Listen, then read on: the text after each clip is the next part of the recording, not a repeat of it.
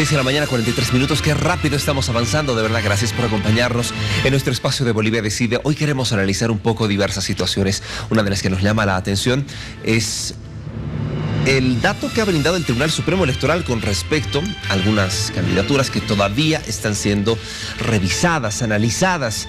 Mucha gente pensó que ya se iba a conocer cuál es la postura oficial con respecto, por ejemplo, a don Evo Morales y a Luis Arce. ¿Qué le parece si la analizamos acá? Israel Quino es abogado constitucionalista y le agradezco mucho por acompañarnos. Buenos días, ¿cómo está? Estimado, ¿todo bien? Buen día, agradecido por la invitación. ¿Qué opina de lo que se ha conocido en las últimas horas? Ayer hasta las 6:30 ya se tendría que haber revelado algunas circunstancias. No hay todavía datos oficiales. Bueno, sí los hay, pero los que están todavía en cuestionamiento, y me voy a referir a Evo Morales y Luis Arce, no están plenamente identificados sobre si están habilitados o inhabilitados. Así es, anoche el Tribunal Supremo Electoral hizo conocer que está atendiendo específicamente 13 casos, ¿no?, en los cuales va a emitir un pronunciamiento en las siguientes horas. Sin embargo, aquí una primera cuestión propia del derecho administrativo, Héctor, está en razón de esa observación y de la resolución futura que van a emitir. ¿Cómo puede un tribunal o una entidad que administra, en este caso, si usted quiere, justicia administrativa electoral, puede admitir un recurso de impugnación a candidatos que ni siquiera han sido inhabilitados, ¿no? Un recurso de impugnación se presenta cuando se inhabilita a un candidato o se habilita en su defecto. Tiene el resultado final. El Tribunal Supremo publica una lista de habilitados e inhabilitados, como lo hizo anoche, y sobre esa lista se presenta un recurso de impugnación, ¿no? Y por eso me parece contradictorio que haya admitido siquiera un recurso de impugnación cuando ni siquiera se conocía si estaban o no habilitados o inhabilitados, ¿no? Es como presentar una denuncia por un hecho penal que nunca ocurrió. Hay que presentar la denuncia después de ocurrir un presunto hecho ilícito, ¿no? Lo mismo en materia administrativa, no tendría que haber primero haber conocido los impugnantes, quienes están habilitados y quienes no, y a partir de allí recién haber presentado un recurso de impugnación a la inhabilitación en caso de verse afectados o a la habilitación respecto de otras fuerzas políticas que así consideran que se habilitó de una manera inadecuada o incumpliendo algún tipo de requisito formal para la candidatura. Sin embargo, de ello, el calendario electoral dispone que este próximo domingo 23 de febrero, en cumplimiento de la actividad 34, ¿no?, del calendario electoral, recién se va a emitir el próximo, si usted quiere, el fallo final del Tribunal Supremo Electoral, la resolución de sala plena que conozcamos, en la cual ya se delibere la lista final de candidatos habilitados o inhabilitados. Si este tiempo se pronuncia el Tribunal Electoral ya definiendo la inhabilitación formal, ¿no?, mediante un documento a algún tipo de candidato de cualquier fuerza política en particular, entonces será la propia fuerza política, ¿no?, que quien se vea afectada recién a presentar un recurso de impugnación a la decisión del Tribunal Supremo Electoral. Si ponemos un caso específico, sea la agrupación política ABC, que uno de sus candidatos, presidencial, vicepresidencial, senatorial o de diputado, sea inhabilitado y que esa fuerza política considere que el tribunal vulneró su derecho a ser elegido, recién impugnará formalmente, ¿no? Entonces este tiempo se va a conocer esa decisión del tribunal. A usted le consulto como abogado constitucionalista. En el momento en el cual se dan a conocer estas observaciones, eran públicas y se ha manifestado que era lo que sucedía, por ejemplo, con el caso de Evo Morales. ¿Usted considera que debería ser habilitado o inhabilitado, teniendo todos estos antecedentes? Hay precedentes jurídicos que con gran probabilidad el Tribunal Supremo Electoral los va a considerar en este camino hasta el día domingo, ¿no? Por ejemplo, hay 3 sentencias constitucionales del 2015 de julio, agosto y septiembre, ¿no?, que refrendan la por entonces vigente circular 071/2014, que decía que la residencia permanente no debe entenderse como que el lugar donde uno tiene el proyecto de vida en común, ¿no? Es decir, y la circular 71 del año 2014 se emitió porque diputados, por el caso específico, una circular que se hizo a la medida de 3 posibles candidatos: la exdiputada Rebeca Delgado, el ex senador Maldonado y el exdiputado Edwin Tupa, ¿no? Se hizo a la medida de los 3 porque esa circular disponía que aquellos postulantes a legisladores que pretendían postular por sus municipios de origen, Cercado Cochabamba, Sucre en Chuquisaca y Montero en Santa Cruz, pero residían laboralmente en la ciudad de La Paz, no podían habilitarse. Claro. esta circular se impugnó, se presentó un recurso de amparo constitucional y los 3 sentencias constitucionales refrendaron ese entendimiento. El caso de Rebeca Delgado inclusive se conoció en Naciones Unidas, en la Comisión de Derechos Humanos, y tuvo un entendimiento diferente, y la Comisión de Naciones Unidas dispuso que ese documento emitido por el Tribunal Supremo Electoral del entonces 2014 era vulneratorio a los derechos humanos, particularmente derechos civiles y políticos. 4 años después, el año 2018, la sentencia 24/2018 habla y nos da luces. A ver, ¿qué es residencia permanente? 3 requisitos en particular. Primero, donde uno tenga vida en común. Segundo, puede ser intermitente, y empieza a utilizar la palabra intermitente. El Tribunal Constitucional le dice que puede ser que emita el voto, ¿no?, en la ciudad de origen, donde está su recinto electoral, pero trabaje en otro departamento. Y un tercer entendimiento, que por razón de fuerza mayor o un razonamiento legal, dice la sentencia, puede alejarse de ese lugar. Entonces hay 2 causales y una condicionante. Entonces, es una disyuntiva terrible. Sí, y en función de ese entendimiento cualquiera diría que están en lo correcto, pero no es así, porque esta sentencia constitucional no es extraterritorial, no habla, por ejemplo, en la que un ciudadano boliviano salga de la frontera del país y pida residencia en otro estado a título de asilo o refugio político. No habla.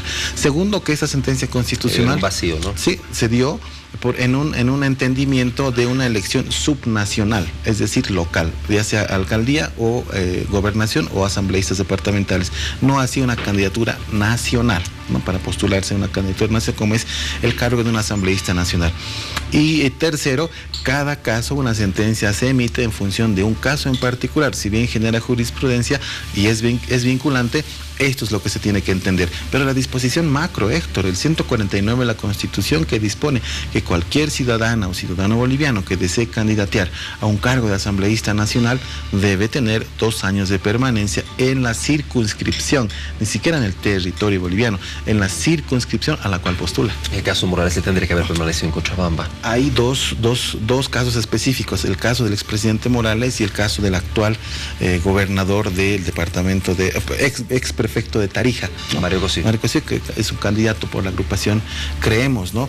En ambos casos debe tener ese entendimiento y razonamiento el Tribunal Supremo Electoral, pero es formal, Héctor, ¿no? El tribunal en cada caso va a fallar, va a emitir una resolución de sala plena y dirá: el candidato A está inhabilitado por estos incumplimientos y bajo este razonamiento jurídico.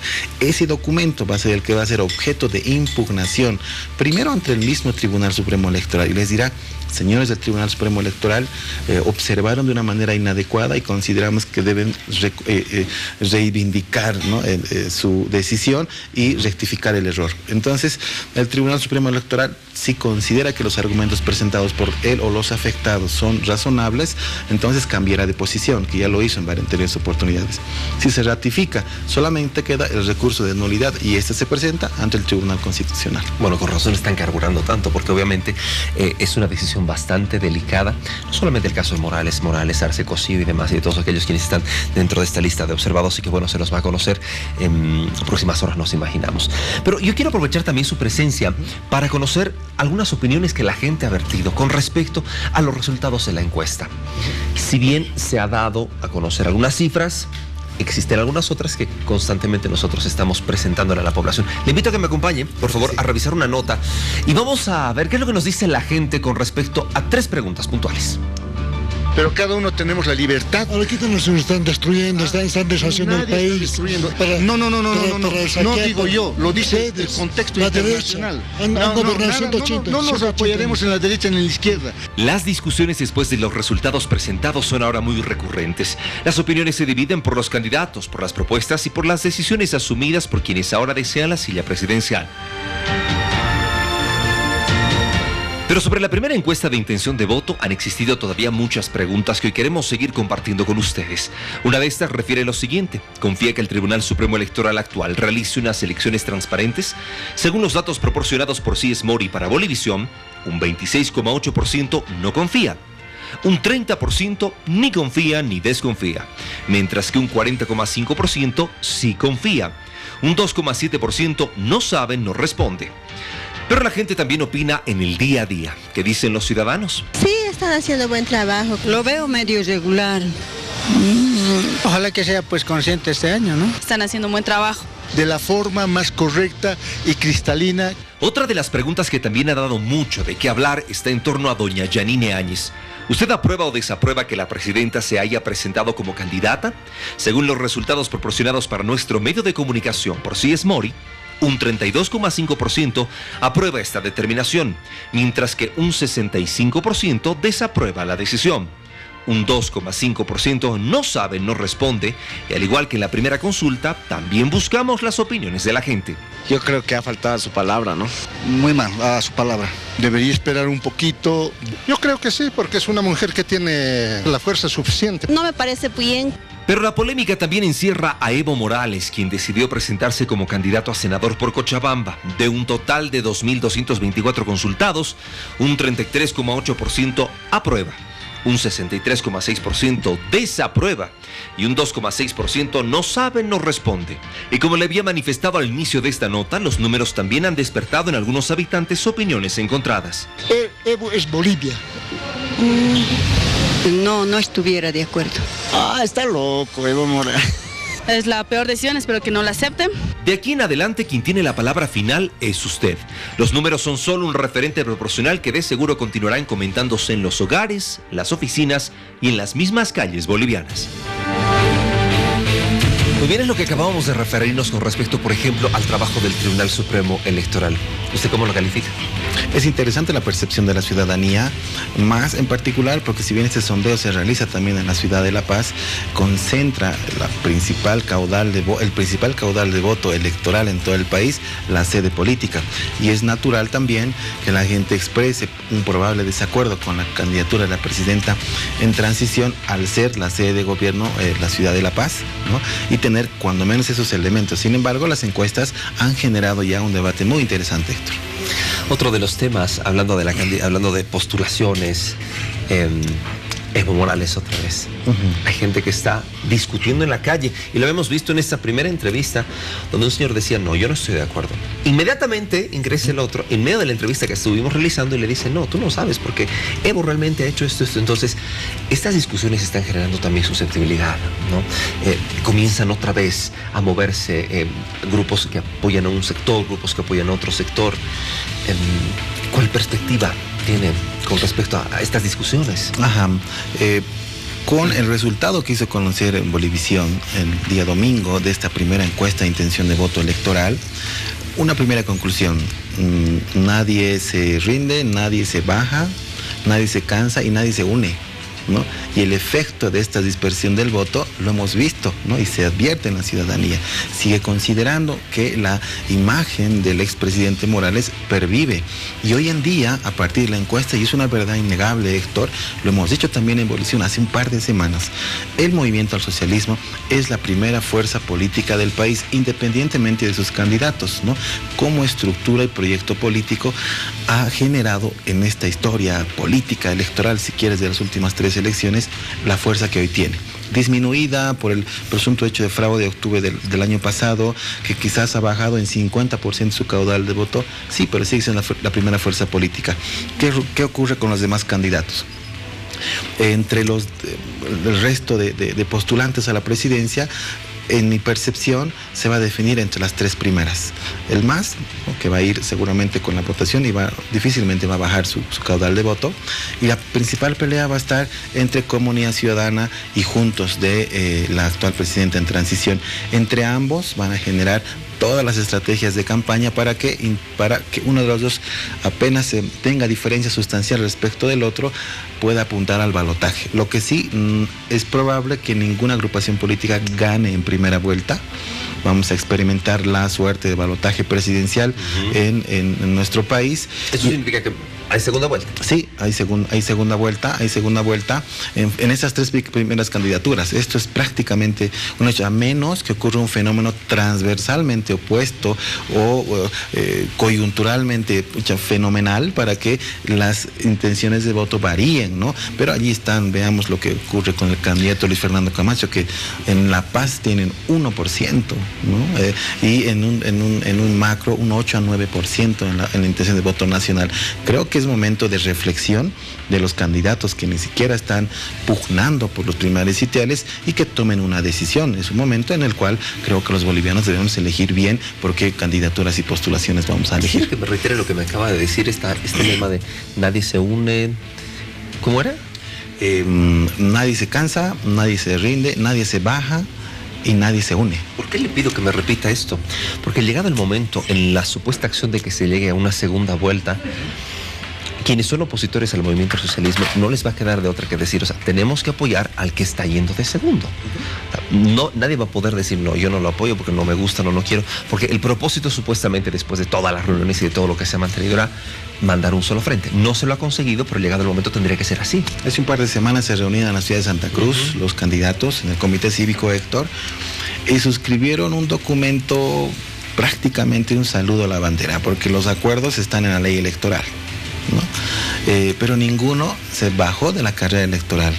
Conocieron la encuesta, la intención de voto, candidatos que ni siquiera llegan al 2%, arriesgando inclusive la personería jurídica de sus partidos, de sus agrupaciones, y han afirmado hasta ayer que van a continuar en carrera electoral, sin perspectivas. Entonces, creo que este tiempo tienen que asumir decisiones concretas, porque esta dispersión del voto genera, ¿qué genera además, Héctor? No solamente la probabilidad de postular a la presidencia.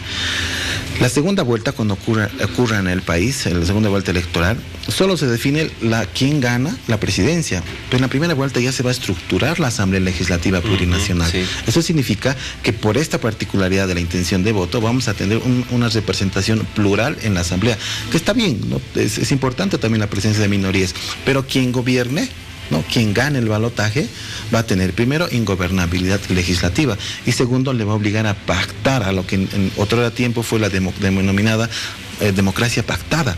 Entonces se va a generar otro escenario, ¿no? Político, esperemos que no sea de cuoteo, pero va a generar aquello. Si es que, como tú lo planteas, el resto de candidatos, a excepción del MAS, se logran unir recién para una segunda vuelta electoral y definen o no si se compiten o pugnan para ganar la presidencia, es probable que le ganen al MAS por las encuestas. Sin embargo, por los resultados que hemos conocido el día domingo, la diferencia es ínfima, ganan por muy poco, que significa aquello que existe una gran probabilidad que también el MAS vuelva a ganar. Para finalizar la entrevista, ¿sí o no? Chi, Tuto, Mamani y Camacho deberían retirarse. Probablemente Chino, porque un 5% al empezar la carrera electoral es muy interesante, ¿no? Un par de diputados seguramente le van a ser significativos para una agrupación política a la cabeza de un sector ultraconservador como representa Chi. Pero creo que las demás candidaturas tienen que asumir una decisión en este tiempo político de decisiones. Se ha bajado bandera electoral, Héctor, es el tiempo de los estrategas electorales. Cierro la entrevista mostrándole una vez más este cuadro, que es el que ha generado mucha conversación. Si mañana fueran las elecciones, ¿por cuál candidato usted votaría? Arce con un 31,6, Mesa con un 17,1, Áñez con un 16,5, Camacho con un 9,6, Chi con un 5,4, Quiroga con un 1,6, Mamani 1,6 y Shabib 0,5. Bueno, Israel Quino ha estado con nosotros, abogado constitucionalista. ¿Usted qué opina al respecto? De seguro que esas conversaciones, de pronto esas discusiones también les tiene en su oficina, en su casa, en las calles. Gracias. Que tenga un excelente día. Agradecido, Héctor, igualmente. Seguimos con más acá en La Revista al Día.